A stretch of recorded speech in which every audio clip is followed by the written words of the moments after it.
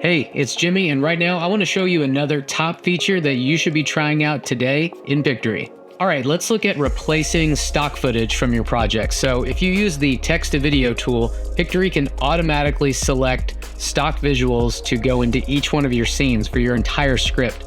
But sometimes you want to switch them out, so here's how to do that really easily. So you start by going to the scene you'd like to update, just click on the background visual, and Pictory will open the visuals library. If we look at the scene text here, it's really about international travel. So I wanted a visual of some kind that shows like a plane flying around the globe or something like that. So I'll search for that. Okay, so once I've got my search query typed in there, I'm gonna see some different alternatives for this that are a little bit closer to what I want. So I'm just gonna scroll through here to see some different options. And yeah, I like something like this. It actually shows like a traveling and not just the globe, but traveling. So to switch this out, you can just click on the thumbnail itself, or you can go more specifically right here to replace visual, but either one will work. So I'll just click here to show you now we've swapped that visual out.